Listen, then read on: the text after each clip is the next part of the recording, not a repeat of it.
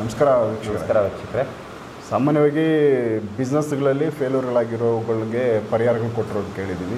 Land business, so real ಎಸ್ಟೇಟ್ಗೆ ಸಂಬಂಧಪಟ್ಟಿದ್ದು ಒಂದು ಪರಿಹಾರ. ಸೊ ಅಂಥವರು ಒಂದು ಒಳ್ಳೆ ರಿಸಲ್ಟ್ ಸಿಕ್ಕಿದೆ.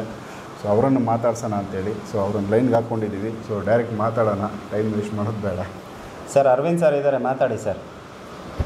ಹಲೋ ಗುರುಗಳೇ, ಅವ್ರ ಕಡೆಯಿಂದ ನಮಗೆ ತುಂಬ ಅನುಕೂಲ ಆಗಿದೆ. ನಾನು ಅವ್ರಿಗೆ ಇದು ಮಾಡಿ ಕನ್ಸಲ್ಟ್ ಮಾಡಿ 1 ಇಯರ್ ಆಯ್ತಾ ಬಂತು. ಒಂದು 50% ಅವ್ರ ಕಡೆಯಿಂದ ನಮ್ಗೆ ತುಂಬ ಅನುಕೂಲ ಆಗಿದೆ. ಸ್ವಲ್ಪನೇ ರಿಲೀಸ್ ಆಗ್ತಾ ಇದ್ದೀವಿ. ಸೊ ಏನು ಕೆಲಸ ಮಾಡ್ತೀರಾ ಸರ್ ನೀವು? ನಮ್ಮದು ಲೇಔಟ್ ಎಲ್ಲ ಮಾಡಿದ್ವಿ. ಮತ್ತು ನಾವು ಇದು ಸಬ್ ರಿಜಿಸ್ಟ್ರ್ ಆಫೀಸ್ ಹತ್ರ ನಮ್ಮದು ಇದಿದೆ, ಡಾಕ್ಯುಮೆಂಟೇಷನ್ ಇದು ಪ್ರಾಪರ್ಟಿದೆಲ್ಲ ಪೂರ್ತಿ ಖಾತಾ ರಿಜಿಸ್ಟ್ರೇಷನ್ನು, ಜೆರಾಕ್ಸು, ಟೈಪಿಂಗು ಅದೆಲ್ಲ ಇದ್ರದ್ದು ಏನು ರಿಜಿಸ್ಟ್ರೇಷನ್ ವರ್ಕ್ ಬರುತ್ತೆ ಟೋಟಲ್ ವರ್ಕ್ ಮಾಡ್ತೀವಿ ಅದರದ್ದು. ಓಕೆ. ಫಸ್ಟ್ ಯೂಟ್ಯೂಬಲ್ಲಿ ನೋಡಿ ಅವ್ರ ಗುರುಗಳು ಕನ್ಸಲ್ಟ್ ಮಾಡಿದ್ದು. ಅದಾದ್ಮೇಲೆ ಕರೆಕ್ಟಾಗಿ ಲಾಸ್ಟ್ ಆಗಸ್ಟಲ್ಲಿ ನಾನು ಅವ್ರಿಗೆ ಇದು ಮಾಡಿದ್ದು. ಆಮೇಲೆ ಒಂದು 15 ಡೇಸ್ ಆದ್ಮೇಲೆ ಅಪಾಯಿಂಟ್ಮೆಂಟ್ ಸಿಕ್ತು ನನಗೆ. ಅದಾದ್ಮೇಲೆ ಅವ್ರು ಕೆಲವೊಂದು ಹೇಳಿದ ಪರಿಹಾರ ಎಲ್ಲ ಮಾಡಿದ್ಮೇಲೆ ಸ್ವಲ್ಪ ರಿಲೀಸ್ ಆಗಿ ಈಗ ಒಂದು 50% ಹತ್ತತ್ರ ಕ್ಲಿಯರ್ ಆಗಿದೆ ನನಗೆ. ಅವ್ರ ಕಡೆಯಿಂದ ಅನುಕೂಲ ಆಗ್ತಾ ಇದೆ. ಇನ್ನು ಕೆಲವೊಂದು ಹೇಳಿದರೆ ಅದನ್ನ ಮಾಡೋಕ್ಕಿದೆ ಇನ್ನು. ಸೊ ನೀವು ಕೆಲಸನೂ ಪೆಂಡಿಂಗ್ ಇಟ್ಟಿದ್ದೀರಾ ಅವ್ರು ಹೇಳಿದ ಪರಿಹಾರಗಳಲ್ಲಿ? ಅವ್ರದ್ದು ಹೇಳಿದ ಪರಿಹಾರ ಎಲ್ಲ ಮಾಡಿದೀವಿ. ಈಗ ಹೊಸದು ಯಾವ್ದು ಅದೆಲ್ಲ ಏನೋ ಹೇಳಿದ್ರು ಅವರು, ಅದನ್ನ ಮಾಡೋಕ್ಕಾಗಿಲ್ಲ. ಸೊ ಅದು ಮಾಡ್ಕೋಬೇಕು ನೀವು. ಸೊ ಇದು ಏನು ತೊಂದರೆ ಮೇಯ್ನ್ ನಿಮ್ಗೆ ಆಗಿದ್ದು ಸರ್? ಇದು ಮೇನ್ ಫೈನಾನ್ಷಿಯಲ್ ಪ್ರಾಬ್ಲಮ್ಮು. ಮತ್ತೆ ಕೆಲವೊಂದೆಲ್ಲ ನಮ್ಮ ಲ್ಯಾಂಡ್ ಸೈಟ್ ಇದ್ರೂ ನಾವು ಅದನ್ನ ಮಾರಿ ತಿನ್ನಕ್ ಆಯ್ತಾ ಇರಲಿಲ್ಲ. ಕೆಲವೊಂದು ಅವ್ರ ಕನ್ಸಲ್ಟ್ ಮಾಡಿದ ನಂತರ ನಾನು 3-4 ಸೈಟ್ ಸೇಲ್ ಆದ್ವು ಅವು. ಮತ್ತೆ ಅಲ್ಲೇನೋ ತುಂಬಾನೇ ಪ್ರಾಬ್ಲಮ್ ಆಗಿತ್ತು. 2014ರಿಂದನೂ ಆಚೆಗೆ ಬರಕ್ ಆಗ್ತಾ ಇರಲಿಲ್ಲ. ಆಮೇಲೆ 1-2 ಗಾಡಿ ಚೇಂಜ್ ಮಾಡಕ್ ಹೇಳಿದ್ರು. ಅದ್ರಲ್ಲಿ ಒಂದು ಚೇಂಜ್ ಮಾಡಿದ್ರಿ, ಇನ್ನೊಂದು ಗಾಡಿ ಚೇಂಜ್ ಮಾಡಕ್ ಆಗಿಲ್ಲ. ಅದೇ ಪೆಂಡಿಂಗ್ ಇರೋದಷ್ಟೇ. 2 ವೀಲರ್ ಒಂದು ಚೇಂಜ್ ಮಾಡಿ ಹೊಸ ನಂಬರ್ ಗುರುಗಳು ಹೇಳಿದ್ರು ತಗೊಂಡಿದೀವಿ. ಇನ್ನೊಂದು ಗಾಡಿ ಇದೆ, ಅದನ್ನ ಇನ್ನ ಇದ್ ಮಾಡಕ್ ಆಗಿಲ್ಲ, ಅದು ಚೇಂಜ್ ಮಾಡಕ್ ಹೇಳಿದ್ದಾರೆ. ಮೇನ್ ಫೈನಾನ್ಷಿಯಲ್ ಪ್ರಾಬ್ಲಮ್ ಮತ್ತೆ ಮಾನಸಿಕ ಸ್ಥಿತಿ ಸರಿ ಇರ್ಲಿಲ್ಲ ನಮ್ದು. ಎಲ್ಲ ಇತ್ತು ನಮ್ಮ ಹತ್ರ, ಆದ್ರೂ ಏನೂ ನಮ್ ಕೈ ದಕ್ತಾ ಇರ್ಲಿಲ್ಲ. ನೆಮ್ಮದಿ ಇರಲಿಲ್ಲ. ಮತ್ತೆ ನಮ್ದು ಇರೋ ಜಾಗನೂ ಸೇಲ್ ಆಗ್ತಾ ಇರ್ಲಿಲ್ಲ. ಬರೋದು ನೋಡೋದು ಬರೀ ಹಿಂಗೆ. 2014ರಿಂದ ತುಂಬಾನೇ ಅನುಭವಿಸಿದ್ವಿ ನಾವು. ಅದರಲ್ಲಿ ಹೆಂಗ ಗುರುಗಳು ಸಿಕ್ಕಿದ್ಮೇಲೆ ಸ್ವಲ್ಪ ರಿಲೀಸ್ ಆಗಿ 50% ಹತ್ತತ್ರ ಇವಾಗ ರಿಲೀಸ್ ಆಗಿ ಬಂದಿದೀವಿ. ಮತ್ತೆ ಕೆಲವೊಂದು ನಂಬರ್ ಚೇಂಜ್ ಮಾಡಕ್ ಹೇಳಿದ್ರು, ಅದ್ ಮಾಡಿದೀವಿ. 14 ಅಂದ್ರೆ ಈಗ 24ರಲ್ಲಿ ಇದೀವಿ ನಾವು. 10 ವರ್ಷ ನಿಮ್ಗೆ ಸಮಸ್ಯೆಗಳಲ್ಲಿತ್ತು. ಸೊ ಈಗ ಪರಿಹಾರ ತಗೊಂಡು ಎಷ್ಟು ತಿಂಗಳಾಗಿದೆ? ನಾವು ಅದನ್ನ ಅವ್ರ ಗುರುಗಳನ್ನ ಕನ್ಸಲ್ಟ್ ಮಾಡಿ ನಾನು 1 ವರ್ಷ ಆಯ್ತಾ ಆಗಸ್ಟ್ ಅಲ್ಲಿ ಮಾಡಿದ್ದು. ಈಗ ಇನ್ನೊಂದು ತಿಂಗಳು ಹೋದ್ರೆ 2 ತಿಂಗಳು ಹೋದ್ರೆ 10 ತಿಂಗಳು ಆಯ್ತಾ ಬಂತು. ಅದ್ರಲ್ಲಿ ಒಂದು 6 ತಿಂಗಳು ಆದ್ಮೇಲೆ ನಮ್ಗೆ ಒಂದೊಂದೇ ರಿಲೀಸ್ ಆಗಕ್ ಬಂತು. ಸೊ ರಿಸಲ್ಟ್ ನಿಮ್ಗೆ ಪರಿಹಾರ ಆದ್ಮೇಲೆ 6 ತಿಂಗಳು ಆದ್ಮೇಲೆ ಕಾಣಿಸಿರೋದು. ಇತ್ತೀಚೆಗೆ ನಿಮ್ಗೆ ಚೆನ್ನಾಗಿ ಕಾಣಿಸ್ತಾ ಇದೆ. ಹೌದೌದು. ಅದಕ್ ಮುಂಚೆ 6 ತಿಂಗಳವರೆಗೆ ಅವ್ರ ಗುರುಗಳು ಹೇಳಿದ್ರು ಕೆಲವೊಂದ್ಸಲ 3 ತಿಂಗಳಿಗೂ ಆಗುತ್ತೆ, ಕೆಲವೊಂದು ತುಂಬಾ ಸಮಸ್ಯೆ ಇದ್ದಾಗ ವರ್ಷ ಆದ್ರೂ ಆಗ್ಬೋದು ಅಂತ.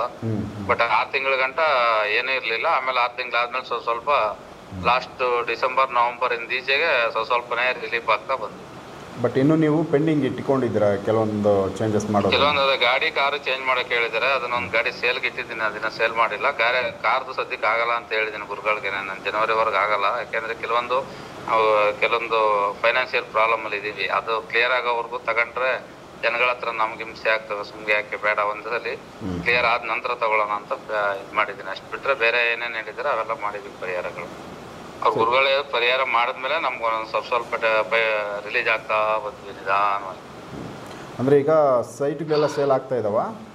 ಅದೆಲ್ಲ ಕಂಪ್ಲೀಟ್ ಆಗೋಯ್ತು. ಅದ್ರದ್ದು ನಮ್ ಪೆಂಡಿಂಗ್ ಏನಿತ್ತು ಅವೆಲ್ಲ ಕಂಪ್ಲೀಟ್ ಮಾಡ್ಬಿಟ್ಟು ಅದು ಆಚೆಗೆ ಬಂದ್ಬಿಟ್ವಿ. ಅದರಿಂದ ಟೋಟಲ್ ಮಾಡ್ಕೊಂಡಿದ್ದು ಸೈಟ್ ಸೇಲ್ ಏನಾಗ್ಬೇಕಾಯ್ತು ಅವೆಲ್ಲ ಮುಗಿಸ್ ಆಚೆಗೆ ಬಂದ್ವಿ. ನಂದು 2 ಸೈಟ್ ಉಳ್ಕೊಂಡಿದೆ. ಅದು ಗುರುಗಳು ಇನ್ನೇನು ಹೆಚ್ಚು ಕಡಿಮೆ ಆಷಾಢ ಮುಗಿದ ನಂತರ ಆಗ್ತದೆ ಅಂತ ಹೇಳಿದ್ರೆ ಅದು ಒಂದ್ ಹಂತಕ್ಕೆ ಬರ್ತಾ ಇತ್ತು. ಸೂಪರ್. ಅದಾಗ್ಲಿ. ಮತ್ತೆ ಅದಾದ್ಮೇಲೆ ಬೇರೆ ಎಲ್ಲೂ ನಾವು ಇದ್ ಮಾಡಕ್ ಹೋಗಿಲ್ಲ. ಗುರುಗಳು ಏನು ಹೇಳಿದ್ರೆ ನಾವೇನು ಮಾಡಕ್ ಹೋಗ್ತಾ ಇಲ್ಲ. ಬೇರೆ ಯಾವ್ದೋ ಸ್ವಂತಕ್ಕೆ ಒಂದು ಫ್ಲಾಟ್ ನೋಡ್ತಾ ಇದೀನಿ. ಗುರುಗಳು ಯಾವಾಗ ಹೇಳ್ತಾರೆ ಆಮೇಲೆ ನೋಡೋಣ ಅಂತ ಆಷಾಢ ಆಗ್ಲಿ ಅಂತ ಸುಮ್ಮನೆ ವೇಟಿಂಗ್ ಆಗಿದ್ದೀನಿ. ಯಾವ ಏರಿಯಾದಲ್ಲಿ ಸರ್ ನೀವು? ಸೊ ಈ ಲೇಔಟ್ ನಾವಿರೋದು ಕನಕಪುರ ರೋಡ್ ಸರ್. ನಾವು ಕನಕಪುರ ರೋಡು ಕೋಣಕುಂಟೆ ಇರೋದು. ಬಟ್ ಅವ್ರ ಕಡೆಯಿಂದ ನಾನು ತುಂಬಾ ಸಲಿ ಇದು ಮೀಟ್ ಮಾಡಕ್ ಒಂದ್ಸಲಿ ಸಿಕ್ಲಿಲ್ಲ. ಅವ್ರ ಇದ್ರಲ್ಲಿ ಫೋನಲ್ಲೇನೆ ನಮ್ಗೆ ತುಂಬಾ ಪರಿಹಾರ ಹೇಳಿದಾರೆ. ಮತ್ತೆ ಅವ್ರ ಕಡೆಯಿಂದ ನಮ್ಗೆ ಎಲ್ಲಕ್ಕಿಂತ ಹೆಚ್ಚಾಗಿ ಜಾಸ್ತಿ ಸಮಾಧಾನ ಸಿಕ್ಕಿದೆ. ದುಡ್ಡಕ್ಕಿಂತ ಹೆಚ್ಚಾಗಿ ನೆಮ್ಮದಿ ಸಿಕ್ಕಿದೆ ನಮಗೆ. ನೆಮ್ಮದಿ ಮತ್ತೆ ಸಮಾಧಾನ. ಆ ಟೈಮ್ಗೆ ಏನ್ ಬೇಕೋ ಅದನ್ನ ಅವ್ರು ಹೇಳಿದ್ಮೇಲೆ ಅದನ್ನ ಮಾಡಿದ್ಮೇಲೆ ಅವ್ರು ಇಂಥ ದಿನ ಹಿಂಗಾಗುತ್ತೆ ಅಂದಾಗ ಅಂಥದ್ದಕ್ಕೆ ಏನಾರ ಪರಿಹಾರ ಹೇಳಿದ್ರೆ ಅದು ನನಗೆ ಹೆಚ್ಚು ಕಡಿಮೆ ಸಕ್ಸಸ್ ಆಗಿದೆ. ತುಂಬ ಒಳ್ಳೆಯದಾಯಿತು ಸರ್. ನೀವು ನಮ್ಮ ಜೊತೆ ಮಾತಾಡಿ ನಿಮ್ಮ ಅನುಭವ ಶೇರ್ ಮಾಡ್ಕೊಂಡಿದ್ದೀರಾ. ಸೊ ಒಳ್ಳೆಯದಾಗಲಿ. ಆದಷ್ಟು ತೊಂದರೆ ಇಲ್ಲ. ಎಲ್ಲ ನಿಮ್ಮ ಗುರುಗಳಿಂದ ಕೆಲಸಗಳು ನಾವು ಸಕ್ಸಸ್ ಆಗಿ. ಬದುಕಿದೀವಿ ಅಂತ ಅನ್ಕೋಬೇಕು. ನಾವು ಕೆಲವೊಂದ್ಸಲಿ ಸೂಸೈಡ್ ಮಟ್ಟಕ್ಕೂ ತುಂಬಾನೇ ಯತ್ನ ಮಾಡಿದೀನಿ, 1-2 ಸಲ ಅಲ್ಲ, ಸಿಕ್ಕಾಪಟ್ಟೆ ಸಲಿ. ಓಕೆ. ಅವ್ರು ಸಿಕ್ಕದ್ಮೇಲೆ ಅದೇ ಹೇಳನಲ್ಲ, ದುಡ್ಗಿಂತ ಹೆಚ್ಚಾಗಿ ನಮ್ಗೆ ಯಾವಾಗಾರ ಜಾಸ್ತಿ ಬೇಜಾರಾದಾಗ ಅವ್ರ ಹತ್ರ ಒಂದ್ 10 ನಿಮಿಷ ಮಾತಾಡಿದ್ರೆ ಒಂದ್ 10 ವರ್ಷ ಜಾಸ್ತಿ ಬದುಕ್ತೀವಿ ಅಂತ ಅನ್ನಿಸ್ತದ ಅಷ್ಟೇ. ಸೊ ಒಳ್ಳೇದಾಗಲಿ. ನಿಮ್ಮ ಒಂದು ಇದಿದೆಲ್ಲ ಏನು ನೀವು ಉದ್ದೇಶ ಇಟ್ಕೊಂಡು ಹೋಗ್ತಾ ಇದ್ದೀರಾ ಅವೆಲ್ಲ ಕೆಲಸಗಳು ಸಕ್ಸಸ್ ಆಗಲಿ ಅಂತ ನಾವು ಕೇಳ್ಕೊತೀವಿ. ಸೊ ನಮಸ್ಕಾರ ಸರ್. ಏನ್ ತೊಂದರೆ ಇಲ್ಲ. ಗುರುಗಳು ಮೀಟ್ ಮಾಡಿದ್ರೆ ಅವ್ರ ಕೈಯಿಂದ ಆಗೋದು ಒಂದು ಭರವಸೆ ಮತ್ತೆ ಅವರೊಂದು ನಂಬಿಕೆ ನಮಗ್ ತುಂಬಾ ಇದೆ. ಅದನ್ನೇ ಡೈಲಿ ಒಂದ್ 10 ಸಲಿನಾರು ಜ್ಞಾಪಕ ಮಾಡ್ಕೊತಾ ಇರ್ತೀವಿ ನಾವು. ಅವರು ಸೂಪರ್, ಒಳ್ಳೇದಾಗಲಿ ನಿಮಗೆ. ಸರಿ, ಓಕೆ, ನಮಸ್ಕಾರ ಸರ್. ಸೊ ತುಂಬ ಅವರು ಅಂದರೆ ತುಂಬ ವೀಕ್ ಆಗಿದ್ದವರು, ಮಾನಸಿಕವಾಗಿ ಸ್ವಲ್ಪ ಖಿನ್ನತೆ ಆಗಿತ್ತು, ತುಂಬ ಕುಗ್ಬಿಟ್ಟಿದ್ರು ಸರ್. ಫೈನಾನ್ಷಿಯಲಿ ಒಂದು ಧೈರ್ಯ ಸಿಕ್ಕಿದೆ ಅವರಿಗೆ. ಬಿಸ್ನೆಸ್ಸು ಸೈಟ್ಗಳಿದ್ರೂ ಸೇಲ್ ಆಗ್ತಾ ಇಲ್ಲ, ಫೈನಾನ್ಸ್ ಪ್ರಾಬ್ಲಮ್ಮು. ಇವರು ಪಾಪ ಅವರು ಫೋನ್ ಮಾಡಿದಾಗ ತುಂಬ ಮನಸ್ಸಿಗೆ ಬೇಜಾರು ಮಾಡ್ಕೊಬಿಟ್ಟಿದ್ರು. ಅದರಿಂದ ನಾನು ಪರಿಹಾರ ಕೊಟ್ಟೆ. ಇದು ಇನ್ನೊಂದು ಏನಾಗುತ್ತೆ ಅಂತಂದರೆ ಸರ್, ಈಗ ನಮ್ಮ ವೀಕ್ಷಕರಿಗಾಗಲಿ ಯಾರೇ ಇರಲಿ, ಈಗ ಅವರು ಪರಿಹಾರಕ್ಕೆ ನಮ್ಮನ್ನು ಕಾಂಟ್ಯಾಕ್ಟ್ ಮಾಡ್ತಾರೆ. ಹೌದು. ಕೆಲವ್ರಿಗೆ ಕಷ್ಟ ಅನ್ನೋದು ತುಂಬ ಜಾಸ್ತಿ ಬಂದು ಸೇರ್ಕೊಂಡ್ಬಿಟ್ಟಿರ್ತೀವಿ. ಕೆಟ್ಟದ್ದು ಅವ್ರ ಕಷ್ಟ ಅನ್ನೋದು ತುಂಬ ಜಾಸ್ತಿ ಬಂದು ಸೇರ್ಕೊಂಡಾಗ ಕೆಲವ್ರಿಗೆ ಸಡನ್ನಾಗಿ ಅದು ವರ್ಕ್ ಆಗಲ್ಲ. ನಿಧಾನ ಒಂದು 3 ತಿಂಗಳು, ಒಂದು 4 ತಿಂಗಳು, 5 ತಿಂಗಳು ಆಗಲೇಬೇಕು. ಕೆಲವ್ರಿಗೆ 15 ದಿವಸಕ್ಕೂ ಒಳ್ಳೇದಾಗಿದೆ. ನಮ್ಮ ವೀಕ್ಷಕರು ಎಷ್ಟೋ ಜನ ಮಾತಾಡಿದ್ದಾರೆ 20 ದಿವಸಕ್ಕೆ ಒಳ್ಳೇದಾಗಿದೆ ಅಂತ. ಆಮೇಲೆ ನಾನು ಕೊಡೋ ಪರಿಹಾರ ಇದೆಯಲ್ವಾ, ಅದು ನಾನು 100% ಕೊಡ್ತೀನಿ. ಅದನ್ನು ಕರೆಕ್ಟಾಗಿ ಅವರು ನಾನು ಕೊಡೋ ಪರಿಹಾರ ಜಸ್ಟ್ 2 ಮಂತ್ಸಲ್ಲಿ ಮಾಡಬೇಕು. ತುಂಬ ಬೇಗ ರಿಸಲ್ಟ್ ಸಿಗಬೇಕಂದ್ರೆ ಕಷ್ಟನೋ ಸುಖನೋ ನಾವು ಹೇಳಿದ್ದನ್ನು ಅವ್ರು ಮಾಡಬೇಕು. ಮಾಡಿದ್ರೆ ಕಣ್ಮುಂದೆ ಅವ್ರಿಗೆ ರಿಸಲ್ಟ್ ಸಿಗುತ್ತೆ. ಇವ್ರೇನು ಮಾಡ್ತಾರೆ, ಇವಾಗ ನಾನು ಹೇಳಿರ್ತೀನಿ ಕೆಲವೊಂದು ಪರಿಹಾರಗಳಿಗೆ ಸ್ವಲ್ಪ ಹಣನೂ ಖರ್ಚಾಗುತ್ತೆ. ಅವ್ರಿಗೆ ಅದು ಅವ್ರ ಸ್ವಂತಕ್ಕೆ ಒಳ್ಳೇದಾಗಬೇಕಂದ್ರೆ ಹಣ ಖರ್ಚು ಮಾಡಲೇಬೇಕು. ಕುತ್ತಿ ಜಾಗದಲ್ಲಿ ಏನೂ ಸಿಗೋದಿಲ್ಲ ಈ ಪ್ರಪಂಚದಲ್ಲಿ. ಅದು ಏನಾಗುತ್ತೆ ಅಂದರೆ ಸ್ವಲ್ಪ ಡಿಲೇ ಮಾಡ್ತಾ ಬರ್ತಾರೆ. ವಾರ ತಿಂಗಳು ಹೋಗೋಣ, ನೆಕ್ಸ್ಟ್ ಮಂತ್ ಹೋಗೋಣ, ಆಚಿನ ತಿಂಗಳು ಹೋಗೋಣ ಅಂತ. ಅದಾಗ ಅದು 2-3 ತಿಂಗಳು ಟೈಮ್ ಪಾಸ್ ಆಗೇ ಆಗುತ್ತೆ. ಆ 2-3 ತಿಂಗಳು ಆದಮೇಲೆ ಅವರು ಸಣ್ಣ ಪುಟ್ಟ ಪರಿಹಾರಗಳು ಮಾಡ್ಕೊಳ್ತಾ ಬರ್ತಾರೆ. ಅದು ಮೊದಲೇ ಮಾಡಿಬಿಟ್ರೆ ಒಳ್ಳೇದಾಗ್ಬಿಡುತ್ತೆ.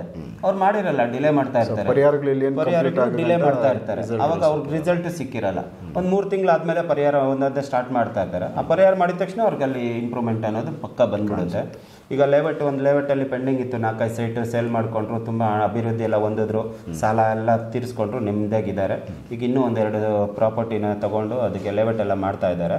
ಆಮೇಲೆ ಇನ್ನೂ ಒಂದು ಏನಂತಂದರೆ, ನಾನು ಮೊದಲೆಲ್ಲ ಲಾಸ್ಟ್ ಎಪಿಸೋಡಲ್ಲಿ ಹೇಳ್ದಂಗೆ ಮೊದಲು ಯಾರಿಗೂ ಒಂದು ಅಕ್ಷತೆ ಕಾಳು ಕೂಡ ಕೊಡ್ತಾ ಇರಲಿಲ್ಲ. ನಾನು ಹಂಗೆ ಪರಿಹಾರ ಕೊಡ್ತಾ ಇದ್ದೆ. ಇವಾಗ ಏನು ಮಾಡ್ತೀವಿ ಅಂದರೆ, ಈ ಬಿಸ್ನೆಸ್ಗೆ ಮತ್ತು ಒಂದು ಮನುಷ್ಯನಿಗೆ ಆರ್ಥಿಕ ಪರಿಸ್ಥಿತಿ, ಹಣಕಾಸಿನ ಅಭಿವೃದ್ಧಿ ಇಲ್ಲ ಅಂತಂದರೆ ಅಂದರೆ ನಮ್ಮ ವೀಕ್ಷಕರಿಗೆ ಸಪ್ರೇಟಾಗಿ ಒಂದು ತಾಯ್ತ ಕೊಡ್ತೀವಿ. ಅದ್ರ ಬೆಲೆ ಮೊದಲು ತುಂಬ ಮಾಡ್ತಾ ಇದ್ವಿ, ಈಗ ಫುಲ್ಲು ಕಮ್ಮಿ ಮಾಡಿದ್ದೀವಿ. ಆಮೇಲೆ ಅದು ಅಂದರೆ ನಮ್ಮ ವೀಕ್ಷಕರು ಯಾರೇ ನನಗೆ ಫೋನ್ ಮಾಡಿ ಅಭಿವೃದ್ಧಿ ಇಲ್ಲ, ನನಗೆ ಹಣಕಾಸು ನಿಲ್ತಾ ಇಲ್ಲ ಅಂದರೆ, ನಾವು ಈ ಪರಿಹಾರನೂ ಕೊಟ್ಟು ಆ ಪರಿಹಾರನೂ ಒಂದು ತಾಯ್ತ ರೂಪದಲ್ಲಿ ಒಂದು ರೆಡಿ ಮಾಡಿಕೊಡ್ತೀವಿ. ಅದು ಅವ್ರ ಹತ್ರ ಇಟ್ಕೋಬೇಕು. ಮತ್ತು ಈಗ ಈ ದೊಡ್ಡ ದೊಡ್ಡ ಬಿಲ್ಡರ್ಸು, ಡೆವಲಪರ್ಸು, ಈಗ ಸ್ಟೋರ್ಸು, ಅಂಗಡಿಗಳು ಎಲ್ಲೇ ಒಂದು ಅಭಿವೃದ್ಧಿ ಕಾಣ್ತಾ ಇಲ್ಲ ಅಂದರೆ ನನ್ನ ಪರಿಹಾರನೂ ಕೊಟ್ಟು, ನಂದು ಮೊದಲು ಏನು ಪರಿಹಾರ ಇದೆ ಅದನ್ನು ಕೊಟ್ಟು ಇವಾಗ ಎಕ್ಸ್ಟ್ರಾ ನಾನು ಕೈಯಿಂದ ಮಾಡಿಕೊಡ್ತೀನಿ. ಅವ್ರಿಗೆ ಕೆಲವೊಂದು ಐಟಮ್ಸ್ ಮಾಡಿಕೊಡ್ತೀನಿ. ಅದನ್ನು ಇಟ್ಟು ಪೂಜೆ ಮಾಡಿದ್ರೇ ಸಾಕು, ವಿತಿನ್ 1 ಮಂತ್ 2 ಮಂತ್ಸಲ್ಲಿ ಬಿಸ್ನೆಸ್ ಇಂಪ್ರೂವ್ಮೆಂಟು. ಅವರು ಆಗಿಲ್ಲ ಅಂದರೆ ನಮಗೆ ಡೈರೆಕ್ಟಾಗಿ ಫೋನ್ ಮಾಡಿ ಕೇಳ್ಬೋದು. ನಾವು 100% ಗ್ಯಾರಂಟಿ ಅದಕ್ಕೆ. ಸೊ ವೀಕ್ಷಕರೇ, ಇದೊಂದು ತುಂಬ ಇಂಪಾರ್ಟೆಂಟ್ ವಿಚಾರ. ಪ್ರತಿಯೊಬ್ಬರು ಕೂಡ ಎಲ್ಲೋ ಒಂದು ಜೀವನದಲ್ಲಿ ನಾವು ಬೆಳಿಬೇಕು, ಡೆವಲಪ್ಮೆಂಟ್ ಆಗಬೇಕು ಅಂತಲೇ ಶ್ರಮ ಪಡೋದು. ಸೊ ಇವರು ಕೂಡ ಒಂದು ಬಿಸ್ನೆಸ್ ತುಂಬ ಶ್ರಮಪಟ್ಟು ಒಂದು ಲೇಔಟ್ ಮಾಡಿ ಅದರಲ್ಲಿ ಏನೋ ಸೈಟ್ಗಳು ಮಾಡಿಕೊಂಡು ಇವೆಲ್ಲ ಶ್ರಮ ಐತೆ, ಅಷ್ಟು ಈಸಿಯಾಗಿ ಆಗಿರಲ್ಲ. ಬಟ್ ಅಷ್ಟೆಲ್ಲ ಖರ್ಚುಗಳು ಮಾಡಿ ಆದಮೇಲೆ ಸೈಟ್ಗಳು ಸೇಲ್ ಆಗಿಲ್ಲ ಅಂದರೆ ಅವರು ಹಾಕಿರೋ ಬಂಡವಾಳ, ಬಡ್ಡಿ ಗಿಡ್ಡಿ ಏನೋ ತಂದು ಮಾಡಿರ್ತಾರೆ. ಸೊ ಅವೆಲ್ಲ ಶ್ರಮ ಆಗುತ್ತೆ, ಕಷ್ಟ ಆಗುತ್ತೆ. ಹಾಗಾಗಿ ಅವರು ರಿಸ್ಕಲ್ಲಿ ಸಿಕ್ಕಾಕೊಂಡಿದ್ರು, ಮಾನಸಿಕವಾಗಿ ಖಿನ್ನತೆಗೆ ಒಳಗಾಗಿದ್ದರು. ಸೊ ಅವರು ಇವತ್ತು ಅವ್ರು ಹೇಳ್ತಾರೆ ನನಗೊಂದು ಪುನರ್ಜನ್ಮ ಸಿಕ್ಕಿದೆ ಅನ್ನೋ ಥರ. ಸೊ ಅವರ ಅನುಭವಗಳು, ಅವ್ರಿಗಾಗಿರೋ ಎಕ್ಸ್ಪೀರಿಯೆನ್ಸು ಅವರನ್ನು ಈ ಥರದ್ದೊಂದು ಮಾತುಗಳು ಅವ್ರ ಬಾಯಿಂದ ಆಡಿಸ್ತಾ ಇದೆ.